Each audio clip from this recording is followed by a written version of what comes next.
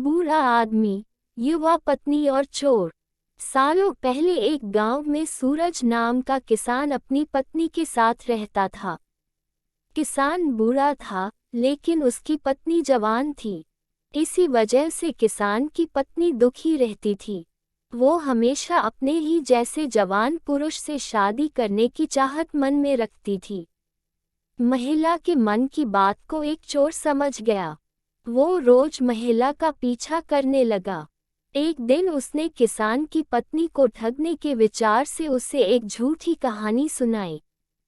चोर ने कहा, सालों पहले मेरी पत्नी मुझे छोड़कर चली गई थी। अब मैं अकेला हूँ। मैं तुम्हारी सुंदरता पर मोहित हो गया हूँ और तुम्हें अपने साथ शहर ले जाना चाहता हूँ। स्त्री यह सुनते ही खुश हो गई।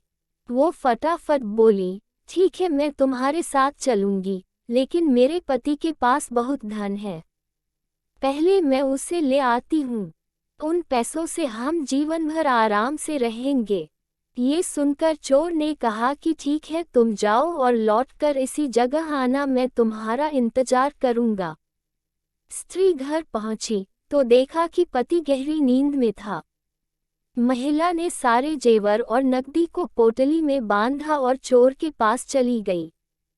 किसान की पत्नी को आते देखकर चोर के मन में हुआ, अब मैं बहुत जल्दी धनवान बनने वाला हूँ।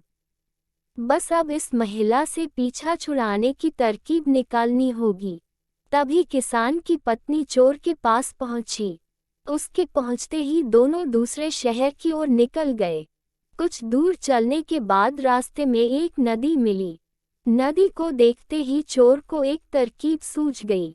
वह महिला से बोला, देखो, नदी गहरी है, इससे मैं तुम्हें पार करवाऊंगा, लेकिन पहले मैं ये पोटली नदी के उस पार रखूंगा, फिर तुम्हें साथ ले जाऊंगा। स्त्री को चोर पर पूरा विश्वास था। उसने कहा, हाँ, ऐसा करना ठीक रहेगा। फिर चोर ने कहा, देखो, तुमने भारी जेवर पहने हैं, ये जेवर भी तुम मुझे दे दो, ताकि तुम्हें नदी पार करने में कोई बाधा न हो। ये सुनते ही किसान की पत्नी ने अपने सारे जेवर चोर को दे दिए। पोटली में बंधा धन और महिला के जेवर लेकर चोर नदी के पार चला गया। महिला उसके लौटने का इंतजार करती रही, लेकिन वो फिर कभी लौट कर नहीं आया। अब महिला को बहुत दुख हुआ और उसकी आंखों से आंसू बहने लगे, लेकिन पछतावे के लिए तब तक बहुत देर हो चुकी थी। उसका सारा पैसा और जेवर लेकर चोर जा चुका था।